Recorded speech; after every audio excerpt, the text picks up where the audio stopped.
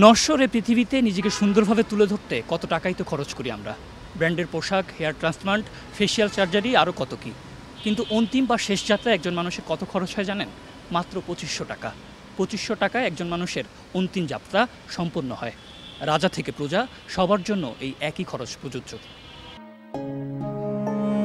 বিদায় স্টোর, যেখানে স্বজনেরা খুশি মনে নয় কেনাকাটা করেন হৃদয় রক্তক্ষরণের মধ্য দিয়ে। প্রিয় মানুষের অন্তিম যাত্রায় এখান থেকেই কেনা হয় কাফনের কাপড়, আতর, গোলাপজল, আগরবাতি, সুরমাসহ বিদায় বেলার প্রয়োজনীয় পণ্য সামগ্রী। রাজধানীর মগবাজার এলাকায় ৪০ বছর ধরে দাফনের সরঞ্জাম বিক্রি করে আসছেন মোহাম্মদ সোহেল আহমেদ। জানান, একজন মানুষের শেষ যাত্রায় সব মিলিয়ে খরচ হয় ২৫০০ টাকা। আমরা ২৫০০ টাকার ভিতরে কমপ্লিট করে দিই। এই যে আমাদের একটা গোসলের সেট, এই আইটেমটা আমাকে দিতে হয়।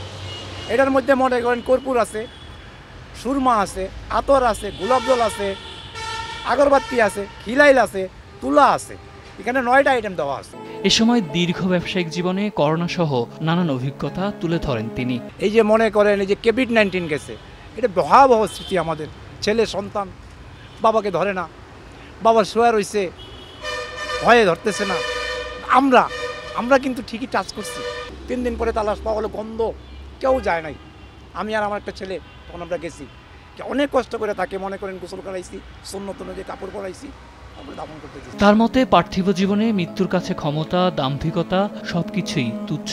এই দুনিয়া চিরস্থায়ী না, এটা মেহমান। আজ আসি, কাল চলে যাব, একটু পরেও চলে যেতে পারি।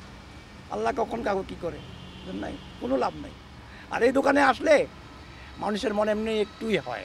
আগের দিন কিন্তু আমার সাথে খারাপ ব্যবহার করে গেছে, পরের দিন কিন্তু সে মারা গেছে, আমি কিন্তু গেছি এক গোসল করাইছি। সোহেল আহমেদ আরও বলেন, কফিন, কাফনের কাপড় আর দাফনের সরঞ্জাম বিক্রিতে দিনরাত ২৪ ঘন্টাই খোলা থাকে তার দোকান, যেখানে বিশ্রাম আর বিক্রি চলে একসঙ্গে।